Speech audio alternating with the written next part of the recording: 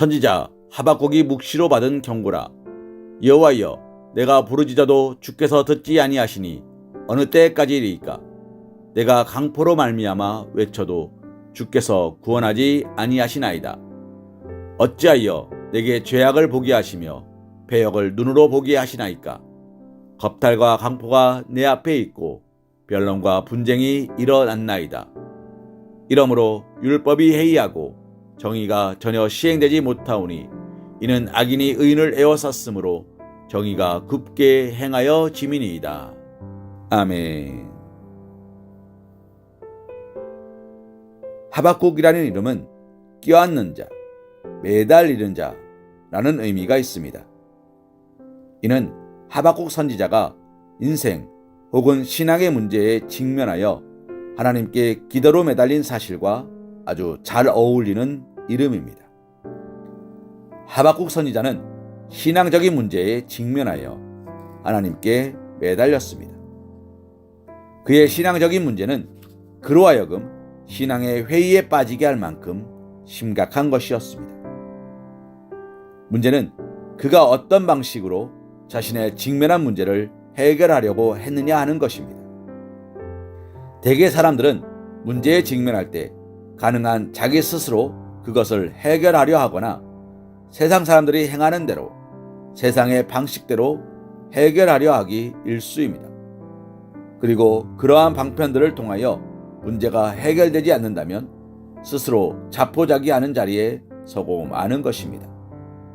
하지만 그는 이러한 문제를 그 스스로 해결하려고 하거나 세상 속에서 해결 방법을 찾으려 하거나 아니면 그로 인하여 신앙적 회의에 빠지지 않았습니다. 그는 자신의 문제를 하나님 앞에 내려놓았습니다. 그리고 그 문제 해결을 위하여 하나님께 매달렸습니다. 그는 하나님께서 온 우주를 주권적으로 다스리시는 통치자라는 사실을 알고 있었습니다.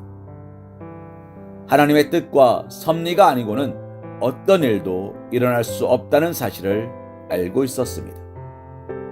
그래서 그는 자기의 문제를 가지고 하나님께 나아가 하나님께 매달린 것입니다. 결국 그처럼 자기의 문제를 가지고 하나님께 매달린 하박국은 직면한 문제를 온전히 해결받고 하나님을 찬양할 수 있었습니다. 사랑하는 성도님, 하박국 선지자가 그러하였던 것처럼 우리 모든 성도들 역시 삶을 살아가면서 다양한 형태의 신앙적 문제나 인생의 문제를 만나게 됩니다.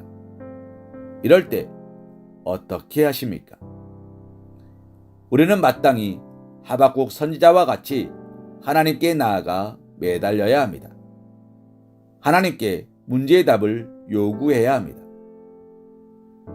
성도들 중에는 많은 사람들이 하나님을 믿는다 하지만 정작 문제에 직면하게 되면 하나님께 나아가 기도하기보다는 스스로 그 문제의 답을 찾거나 세상적인 방법으로 해결하곤 합니다. 하지만 그처럼 자기 스스로를 믿거나 세상을 믿는 자들은 결코 완전한 문제 해결에 이를 수 없습니다.